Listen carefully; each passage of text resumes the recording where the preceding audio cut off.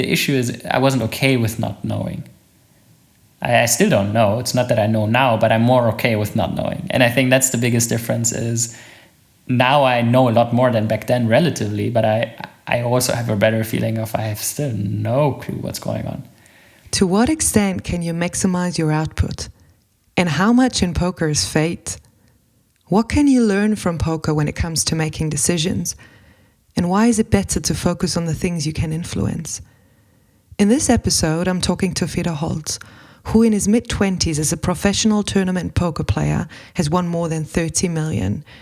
We talk about taking risks, seeing the opponent, money versus self-worth, the joy of the game, but also about rejection and vulnerability.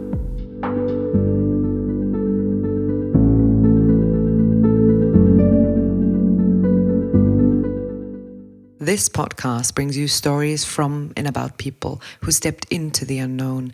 Stories about fear, uncertainty, the illusion of security, or, I don't know, let's see what it will be about.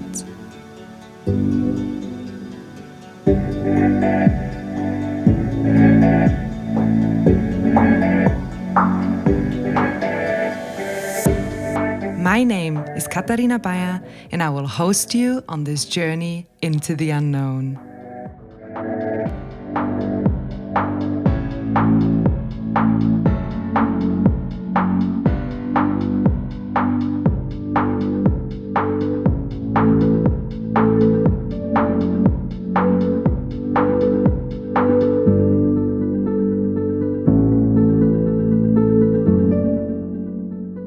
The actor Edward Norton once said that life like poker has an element of risk.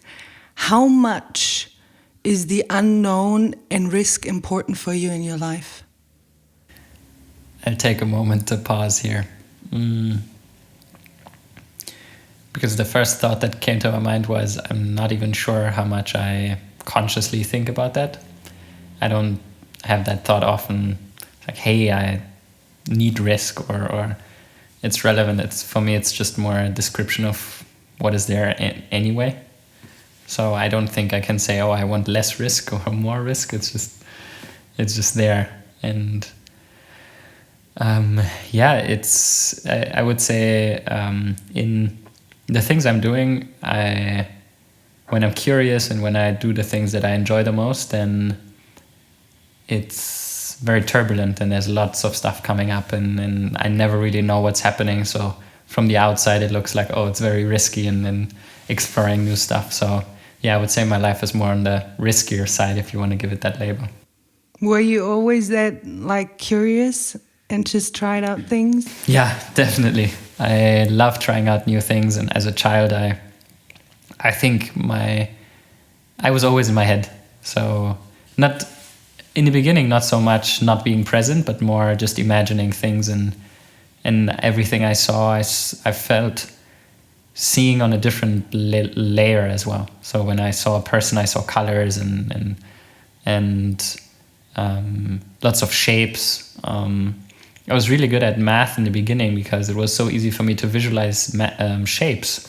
So when it was about numbers, I didn't see a number. It was more about shapes being added up together, and so that was very intuitive for me. And so this imaginative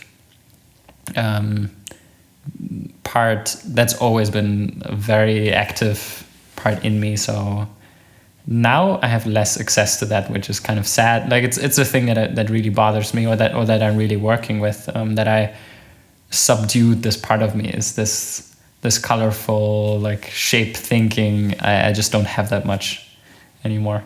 Well, it's quite interesting because when I look at your life and all the community work or the businesses you do, I would imagine it's a very creative process. Yeah, I think this is very personal because I didn't really consider myself a very creative person. I didn't really play an instrument. I wasn't ever really good at arts, or I drew much. All these things I considered in the creative area of life, I never really did or excelled at. And so the feedback from people around me was, okay, you're just not not a very creative person, more a numbers guy and more analytical. And actually now I'm exploring, especially the last years, is, hey, wait a second, no, I love being creative. And I think now is one of the first times in my life where actually from zero, but I start doing things that are very creative, and I feel super creative, even though I'm not that good in the beginning, but I think it's exactly my nature or natural habitat. And I'm exploring that now. So, as we already dived into your personal life a bit, there are really a few people out there who don't know you. I don't know why, but there are still people. There's a lot of people who don't know me. Who don't know you. There's a lot of people. How would you like to be introduced? I actually don't know. I don't know how I want to be introduced. Mostly, I feel the most resonating, it's when people describe their personal experience with me and what they experience, what they value. That's what I enjoy the most. And when it's more in that layer that is superficial and just describing achievements or what I've done, I see that and I can repeat that, but I feel no emotional connection with that. So yeah, each description being personal and different, that's probably what I like the most, when everyone is describing their own experience with me. You know what the first word is that comes to my mind when I see you? You're, I think, the calmest person I've ever met. Yeah. You sit there like you always sit there. Yeah, maybe. Would you describe yourself as calm? I don't know. I don't think I would. And I would actually like to ask people around me if they consider me calm. Yeah, I think definitely more on the calm side, for sure. I would say it's very controlled in some sense too, because there's also a part of me that is crazy and very different. I think also there's this part that I'm just. I think my certain thought patterns are also just some that I don't recognize in many others, and it's just a very, very weird way of thinking. So you would never introduce yourself as this famous poker person? I do it regularly, but it's not something that I am super. That I'm stuck with. Like it's not. I say that, and hey, I'm this famous poker player, or I achieved that, and I mostly do that to give people context to understand what my background is. But I would be fine to just say I'm Fedor. That would be. But then I don't really know what's going on. What's next? So when we come to poker, only 10% of the people who start with poker earn more money than they spend. Why did you start something with such a bad return of investment? It's not necessarily bad return on investment. It's just a lot of people who don't win at it. I think that's a great point to start, because I think it always depends on how you look at things, right? You can look at it from, hey, let's say from the perspective of money. So only 10% of people make money, but how many people have fun playing it? And I think that's like, how many people make money with playing golf or with like any other sport? And it's probably, it's 0.0001%. Most people just buy their equipment and that's it, and never make money with it. I think the part and the prejudice in some way about poker around this, hey, it's about money and there's a lot of people losing their money, and I think way too often it's not looked at in that context of, hey, it's just fun, and it's something where you can learn a lot about your emotions, about taking risks and making decisions, and also reading other people. And I think there's so many aspects of it that are super interesting, and that's the part why I loved it and still really enjoy it. And not the part of, hey, that's a means to make money, because there's probably hundreds, thousands of ways to make money. But I did play poker and like to play poker because of the different facets of the game. But when we stay with this money thing, I think, if I recall it right, like 20% of your games you won and 80% you lost, but you said once you just had to win the right 20%. Was it the Pareto principle? It's more in that context, I mean it that in the type of poker I played, which is tournaments, it's in a way where 10% of the people get money back, basically. So there's 100 people starting, and then there's 10 of these 100 win money. And the 10th gets maybe twice his money back, but the first wins 50 times the money. So oftentimes you just bust early and you go out of the tournament, you don't get anything back, you finish 85th or 50th or 35th. And these times when you're losing, that's 85% of the experience, because most often you don't win. But then when you win, it's 10 times as much. And that's what I mean by that is most of my days are losing days, but when I win a lot more than I lose. And so this is very emotionally stressful. It's very you constantly lose. It's constantly this experience. When you look at it through this lens and you just focus on the result and just focus on the money, then 70-80% of your experiences will be that feeling of your day's finished and you will feel like, hey, I lost. And then 20% will be, hey, I won, but I won 6 times as much. And that is really a very unpleasant cycle, because these winning 5 times as much is really not 5 times. You're not 5 times as happy. You're maybe 1.5 times as happy, and then suddenly you realize, wow, I am actually more sad and frustrated and depressed than I am happy, and it's just a very, very depressing environment to be in. So I needed to change that perspective. A lot of people would say that, getting a refusal or a no is not something that they like. But did you learn this from poker, that so many times that you lost, that as an entrepreneur, it helped you to just get up again? Yeah, I think there's a big difference between being refused and losing.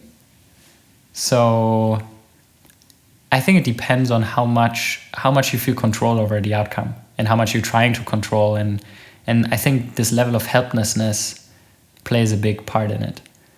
So there are certain things you can have an impact on, and I believe that the relevant part is to focus on the things that you can influence or where you can change something, whereas I cannot change the environment of the game. I cannot change poker itself unless I go somewhere else and I do something else. Like that's possible. But in that, I think the thing that gave me the most calmness was to just accept, like, hey, that's the game. It doesn't matter. Like, it doesn't make sense to focus on the result too much. It just makes sense to focus on the process. Do I enjoy it? Do I learn something? How do I like the decisions I made? Can I improve something there? And that moment then turns these 80-20 into 20-80, where most of my experiences were pleasant. It's like, hey, I'm learning something and I'm having fun playing, and I do it with people I like, and I can travel the world, and there's so many aspects about it where I realized then, wow, actually this is pretty awesome, and if I don't like it, I can always go somewhere else and do something else. But when you said you cannot control poker itself, how much of poker is pure logic and strategy, and how much is fate? It's hard to describe. I always try to give give a practical example where if we would play now and we play a day, I would win maybe 70-80% of the time. And if we would play a week, I would win 99% of the time. And if we play a month, I win 100% of the time. So it's this matter of time, or a sample size, we call it, plays a big role. And so strategy is just that, or the skill you have is just that factor that decides how fast does it go. So does it the variance to even out and you to realize your advantage? Does it take a day, a week, a month, a year? That's the difference, basically. So there is no fate.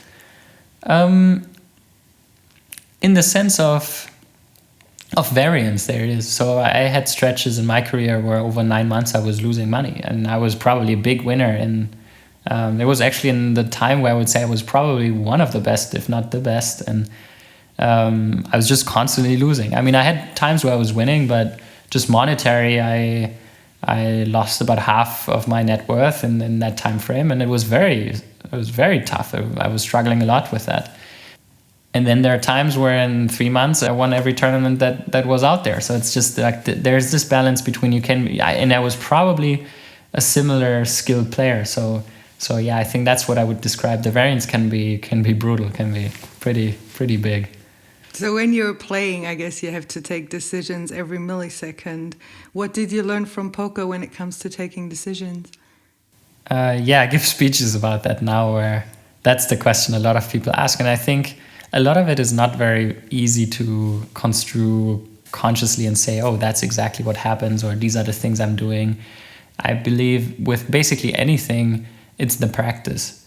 So I think the things I practice the most with poker, it's the practice of losing. I just lost a lot more than and it's not losing itself, it's going through that emotion of feeling like you lost. I think that's a very important part, because a lot of people don't do that in their life. They have emotions around losing maybe a couple times a year, as you lose a pet, or maybe it feels like a relationship breakup, feels like losing something, or a job, or I don't know, something happens, or your health, something happens. But in poker, it's literally, you're confronted with that emotion on a daily basis, multiple times a day sometimes. And so it gets to a degree, to an intensity where you have two choices. Either you learn to deal with it, or it's gonna break you.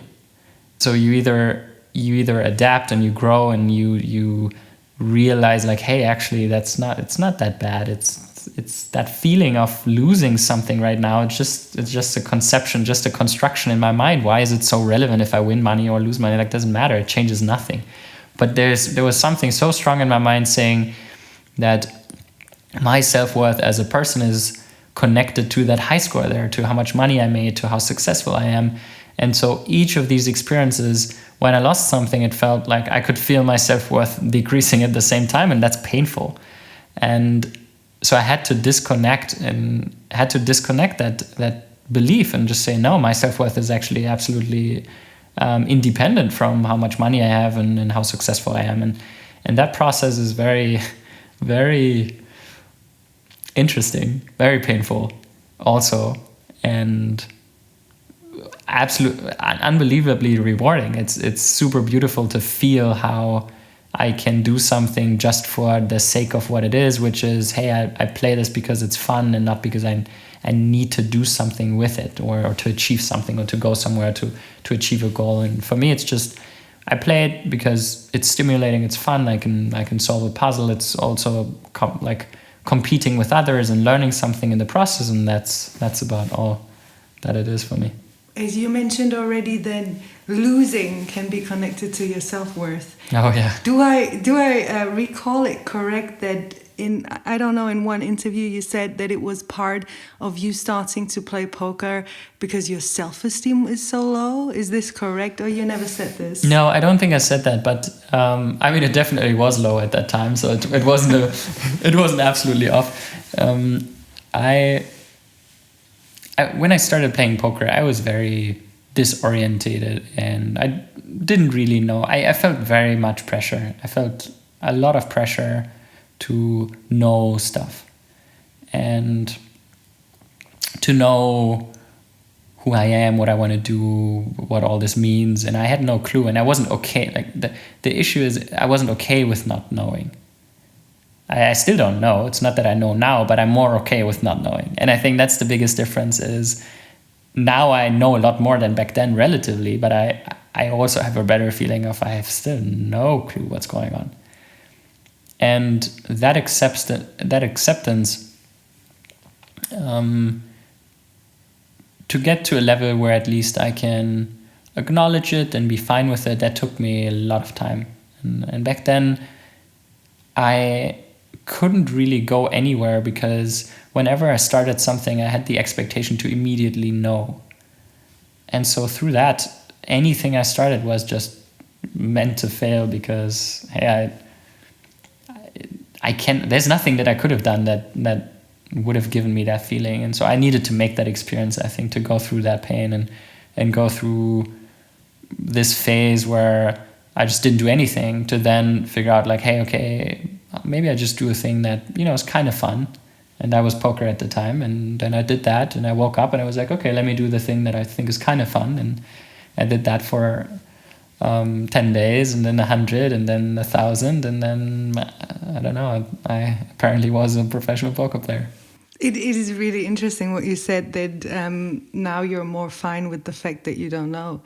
Because even that I want to talk about this on the podcast, and even I read so many things, I still feel like sometimes I'm pressuring things and want to guarantee for a good outcome. And then you fail all the time. Yeah, I think it's... I think there's no escape in that sense. I think we always will. And I think that part will not dissolve or change substantially, because it's the way we're wired. I think you cannot unlearn everything you've learned your entire life, all the things you've seen. I don't think we've ever seen in our life someone behaving in a way where you're not expecting. So we don't even know what to emulate. We don't even know how that would look. How does it look to not expect something or not want something? I don't know how it looks. But I think this is the part of not knowing. We don't know. Yeah. I mean, isn't it crazy? We just don't know. But I think we overestimate ourselves heavily, that we believe we still have a grasp of something that we can maybe theoretically understand, or believe we theoretically understand it or can imagine it, but we've never even remotely experienced it. And I think our brain is filling a gap there that I think is so far away from how it actually looks when it materializes, that because we just abstract from what we've seen, and it's not anywhere close to what we've seen. So in that sense, I believe I don't know how it looks, and I don't know how it feels. I have to tell you that I've never played poker in my life, and I think I will never. I'm just not the gambling person, and I always want to win. I guess this is the thing. But I watched poker plays of yours, and I, of course, unmuted them. But what was really fascinating for me was that you almost don't move. Like this was so fascinating. Like, I think it changed over the years, but at the beginning I saw a little boy, sorry to say that, but I saw a little boy who just didn't make any movements. And then sometimes you just looked at your opponent and you could see that they don't know what to do with you. They wanted to get you to do any mimical expression. Was this on purpose? Like, did you want to provoke fear in them? Was this like your strategy? Yeah, it was very much on purpose. I'll explain what I did, and then I want to tie that into a bigger picture, because I don't do it anymore. And I think the reason why I don't is also very important. So basically, my main goal was, there's this environment, and it's designed. So it's there are, you can look at it, and whatever you think of it, it's there. So the game is designed, it's their rules, and also there's an environment that evolves around the game. So the tournaments that are there, the poker sites online, the circuits, so the festivals, basically the tournaments they organize live. And I didn't really question anything beyond that environment. I was just going into it and trying to maximize anything out of it. I wasn't even questioning what that means or what the implications are. I was just, okay, there is a certain high score, which in that case is how much money you make, and I'm just going to maximize that high score to the absolute I can. Like, I'll try to think of anything I can to maximize that. And then there were some boundaries where I say, okay, obviously morally, there are certain things I don't want to cross. I don't want to steal. I don't want, like, in that sense, there was a boundary. But in the realm of what was allowed in the game, I would try to maximize everything.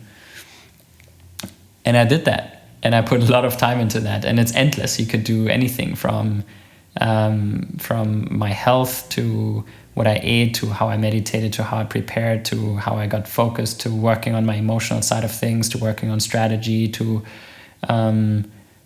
traveling to all the places, flying to 100 different places a year, and just playing all the biggest things. Like, it was basically, you could extend that to an unlimited amount of stuff to look at. And yeah, I think in that part, I'm very good if there is unlimited stuff to look at, and to then see, okay, what's the next best thing with that very clear KPI, that very clear goal in mind, to say, okay, I just maximize for that. And I realized life is not this, it's not limited to that. It's not that fixed environment. It's not everything that. And it has a lot of implications on other things. It makes me feel a certain way. And so the more, in the beginning, I started just with a passion for learning and hey, that's fun to play against friends and learn something and compete and interesting, and the strategy of the game. And then that turned into a more organized, pretty capitalistically driven, one-man show kind of organization or company. And I realized that there are certain things, if I optimize that in that sense, in that environment, I will sacrifice my personal joy in the learning process as well. At some point, I ended up in 2015 and 16. It's just, I'm playing 40, 50 hours a week. I'm traveling 10 months a year. I'm mostly in places I don't really want to be in. And I'm not really learning much because I'm just basically replicating what I already know and try to maximize the money I'm making. And that just means I'm sitting in China and Vegas all the time and play against businessmen in environments that I don't want to be in. And so that shift from doing something I really enjoy turned into I'm kind of forcing myself, enslaving myself into something that I actually don't enjoy much. And that was a very, very important experience for me to realize that there is, first of all, any designed environment is always tied into that bigger. You cannot just just take it out and say, oh, I just focus on that. No, it's always tied into the bigger, unlimited complexity of life. And even though I wanted that, it would have been so nice to just have this understandable environment that I can just outgame and score. But that's not how it worked for me. And so that was a very, very important experience for me to then be able to say, oh, actually, I don't want to do it that way. And that might just mean I don't want to be in this environment. But that would mean you used fear and your body expressions because it was a way to score better. Yeah. Mm-hmm. Oh yeah. People make worse decisions when they're scared, and so I just tried to distill as much fear as I could. So did you take any body language classes for that? No, but I think playing thousands of hours of live poker is the best experience. I mean, I'm someone, I don't do stuff to just do it. I do it, and I always create environments where I learn something for myself. So for me, it's I just watch, I observe, and I see. And I see the outcome, and I see how you played your hand, and then I connect that, and I've done that thousands of hours. So I think I'm very good at understanding when certain, first of all, the feeling, the sense in the first part, I think I'm sensitive to that. But then the more important part in poker is the context, right? Because it's one thing to feel, oh, something is off, something. But is it because you have a weak hand, or is it because you have a strong hand? So interpreting these emotions into, are you scared? Are you scared of me calling? Are you scared? What are you scared of? To identify that, I think that just takes a lot of practice to understand each personality type and how they behave and people. And then it really goes into the details. I mean, if I could name some things now, it's literally from I see you and it's your age. I know a lot about watches. It's one specific example. I learned how expensive watches are because it gives a lot away about how you care about the tournament you're playing.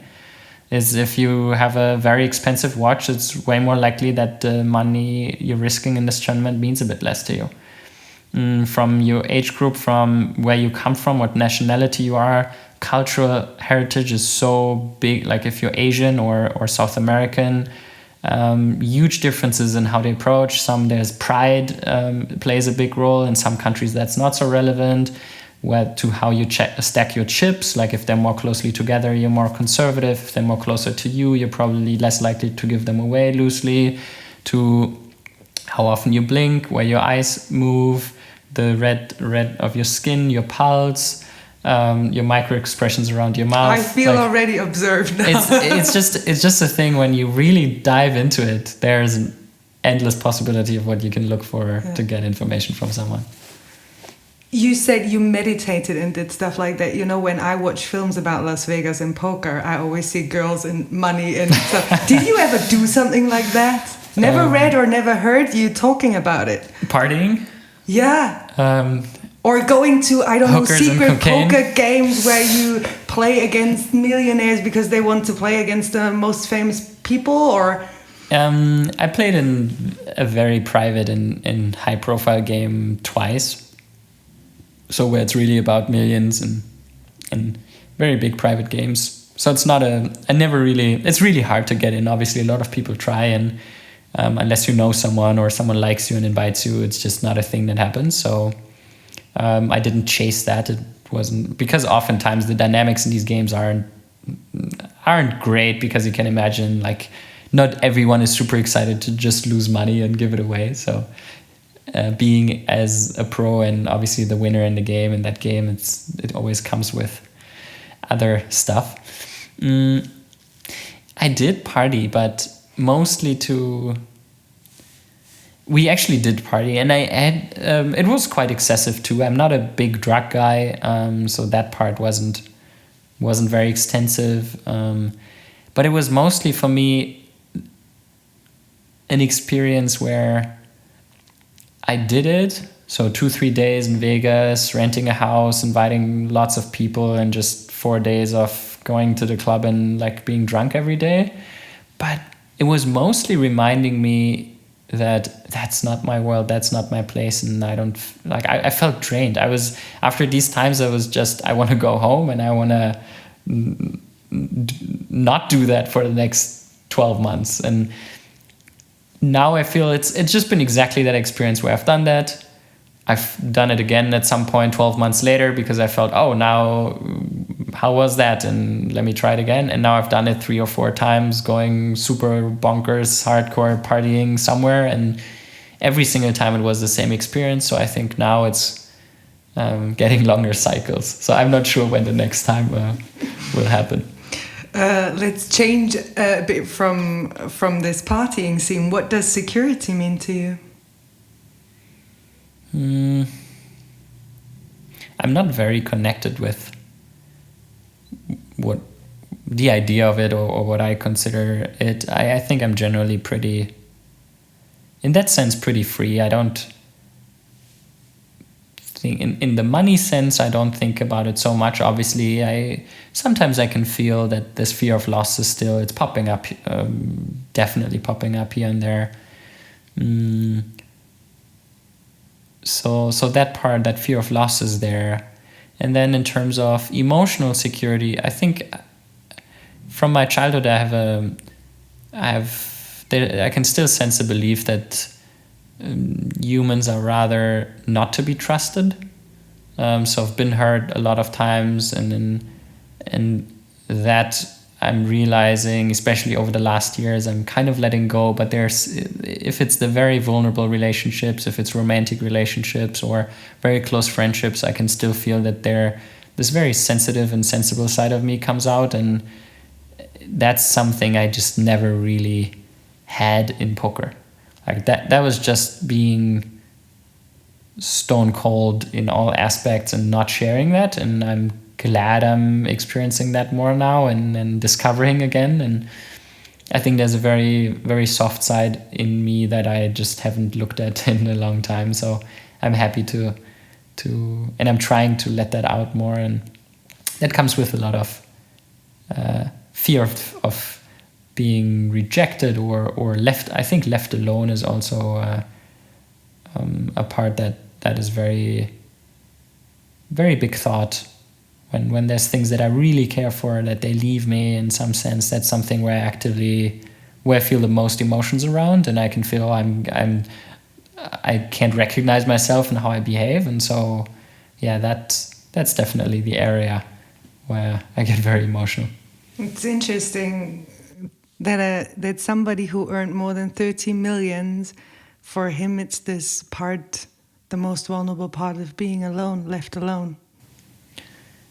I'm not sure if it's surprising. I think you would see something very similar in lots of rich people. Because in actuality, the money is... Why do people make a lot of money? Mostly it's because they're very, very much chasing something. I mean, I was clearly chasing something. And the only reason you amass that much is because there is apparently some meaning to it. And then I think the most obvious meaning is that when you have that, something happens. You're finally worthy, you're relevant, you're loved, and that never happens because it doesn't happen. Like you have more money, nothing of that happens, and then you need to make more because that's the only option. So I think there's only two ways: like either go down further that spiral and just chase more money, or break out of it and disconnect that belief and say, hey, maybe actually it's not so connected. So yeah, I think it's not surprising that people who have a lot of money are insecure in an area to a very, very high degree. Was this the reason also why you stopped playing poker some years ago? Like, and then I guess you restarted again this year when I saw how much online poker you played, but 2016 or something you stopped? Mm-hmm. Yeah, I think the reason was exactly that disparity between how much do I enjoy it and how much am I actually doing it. And I was sitting there and I had my most successful summer. I won almost $20 million and I was drained. I was exhausted. I was tired. I was at home. It was dark. I just didn't open the windows and I was just, hey, I don't want to do this. And I think it was very clear for me because I outperformed my expectations by a lot, and yet I felt pretty bad. And then it was, hey, there will never be an outcome where I'll be super happy. And I think that's when it clicked for me that I just need to do something else. You're now 27 years old, and in a lot of interviews, people stress out on in which young age you made your money. Does it ever get on your nerves that they always stress out your age? And what does age actually mean to you? It doesn't go on my nerves, but I don't think about it the same way. I think also about age, I don't think about it that way. For me, it's more, I guess, more abstract when it's about experiences you made and more energy. When there's people who are very young and have experienced a lot, and people who are old and have experienced a lot, and some who haven't experienced much. And it's, for me, it's more about what's your level of consciousness? What have you experienced? How do you experience things now? And that, to me, age is for me just a number. So yeah, it doesn't mean much to me. I also don't remember birthdays very well, and I think that shows. I once came across this saying that you get only successful in things that you really love, but if you actually do something that you love and make it to a profession, you also lose something. What of these two sayings is more relevant to you, that you turn something that you enjoy into your profession, or does it then destroy it? I would go a step further and say, okay, what does profession even mean?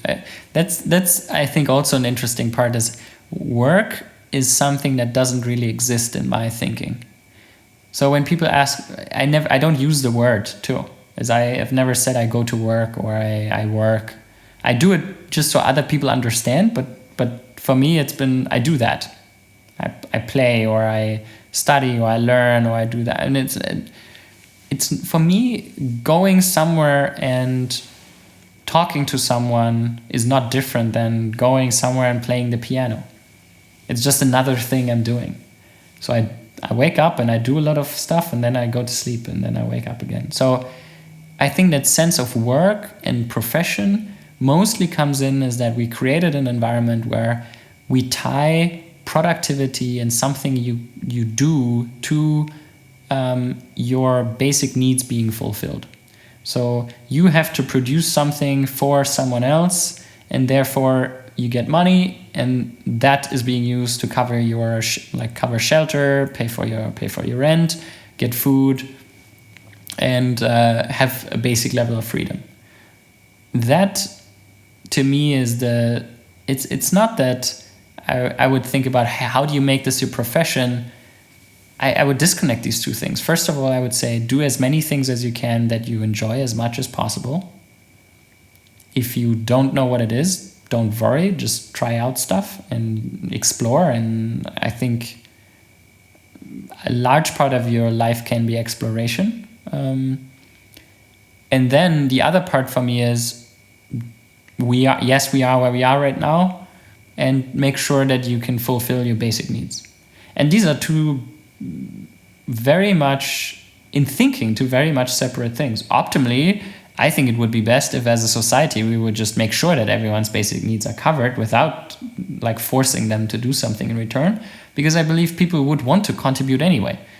But we are where we are, and so that's what it is. And so yes, I would suggest that you'd make money with the stuff you really like, because most of the time it's almost always possible.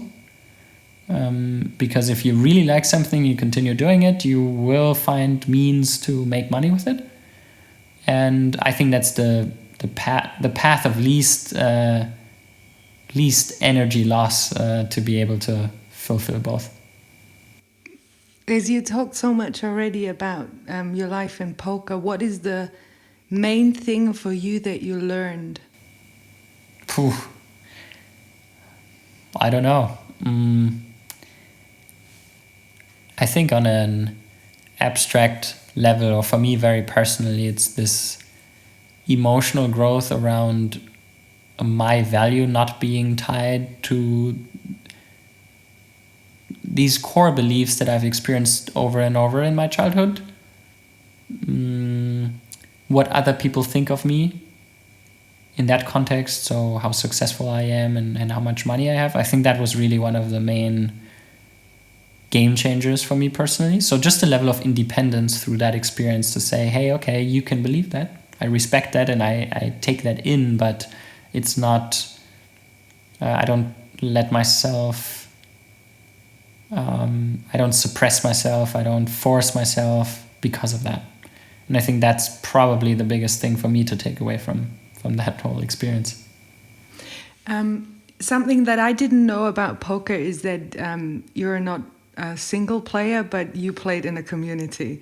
And once in an interview you said, I do better when others do better. My well-being is equal to the well-being of others.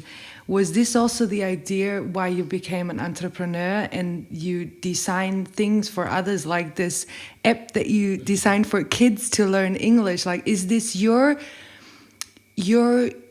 give back to the community?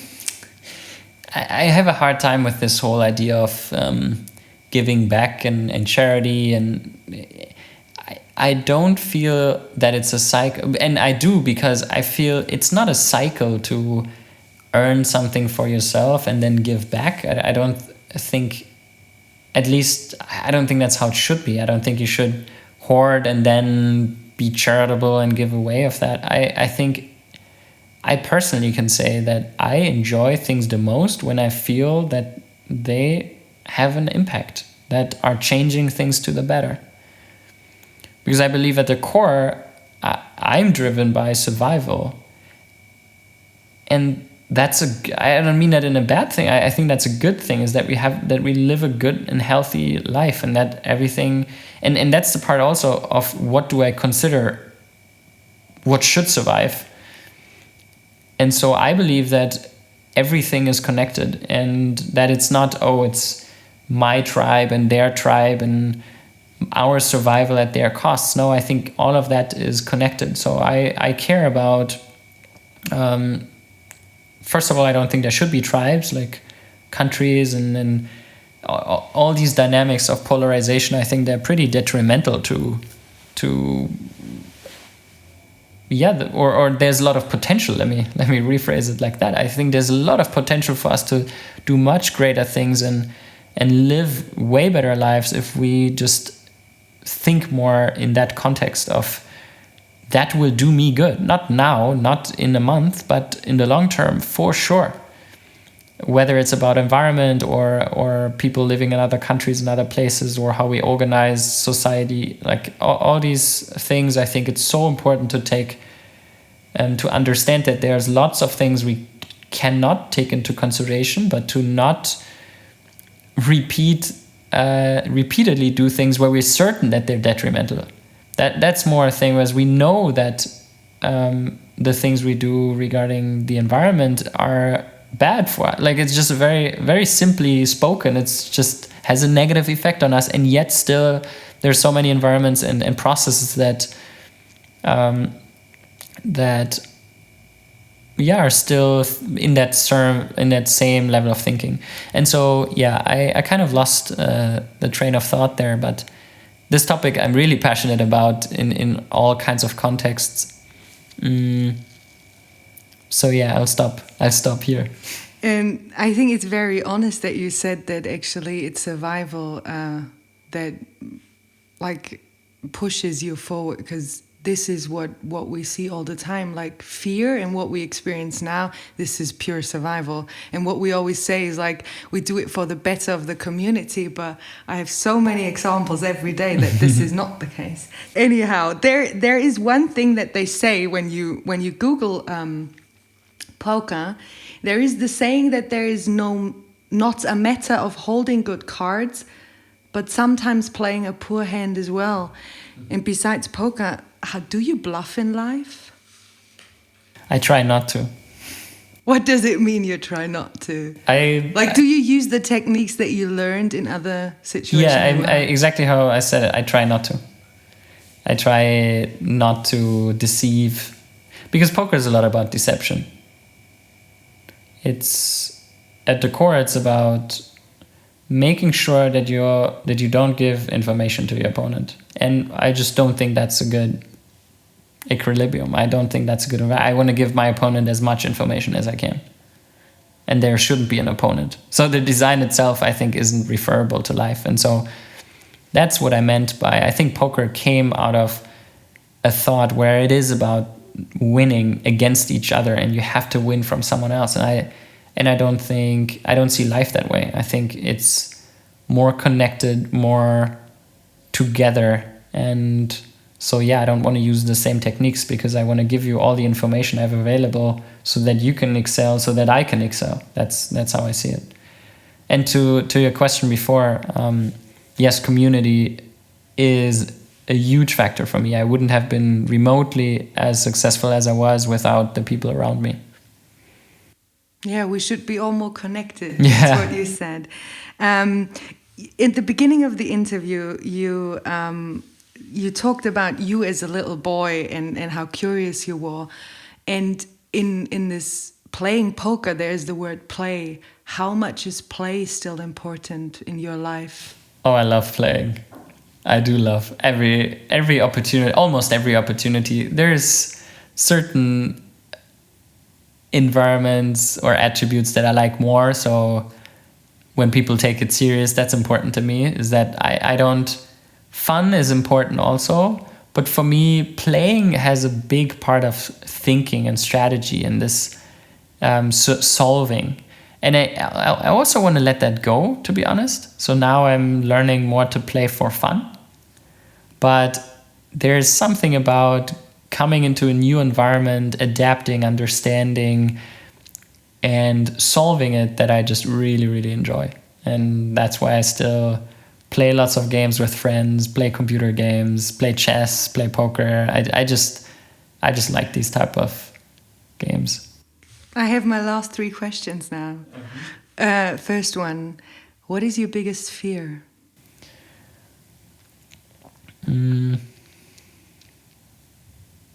Yeah, I think what I mentioned before around being rejected or left alone is the most deeply rooted or prominent, and when I feel the most anxiety around. It's not very superficial. But when I experience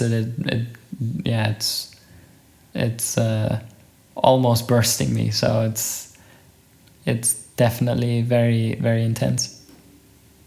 It's interesting because Sami Molcho, I interviewed for my first podcast, he said his biggest fear is not to be understood and not to be seen. And I think this is the same like rejection if somebody ignores you. These were actual memories as a child that are exactly that. Is I try to explain something and nobody understands it. Is how I see something or how I experience something. And it's not only not understanding, but it's a form of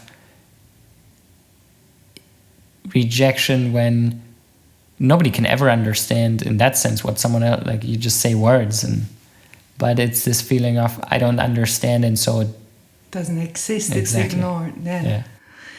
I know that feeling.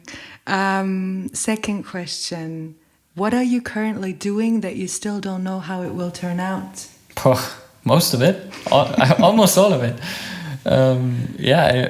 I can almost leave it with that. But the thing where I'm most convinced about or have the strongest nudge about, but where I have actually no idea how it's going to turn out is I'm looking for a physical location in Vienna, and a pretty big one, so a house optimally. And I have no idea about what's going to happen. I've been working on this project for a couple of years now, and I just want to bring together people, and I know emotionally how it should feel, but I have no idea how it's going to look in the end. So let's see.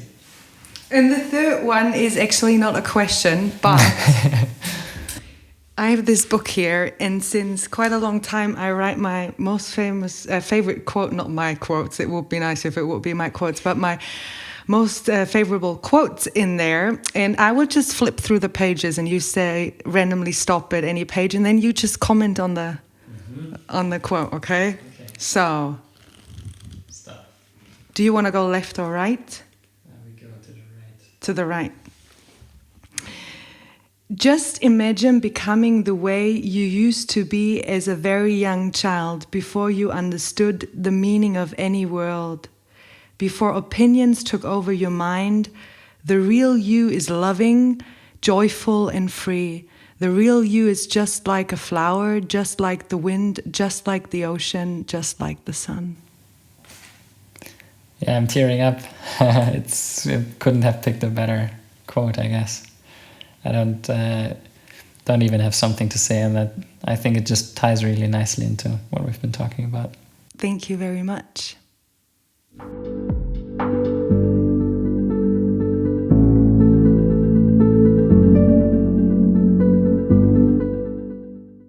If you like this podcast, please follow me on Facebook at Podcast Into the Unknown or on Instagram into_the_unknown_podcast.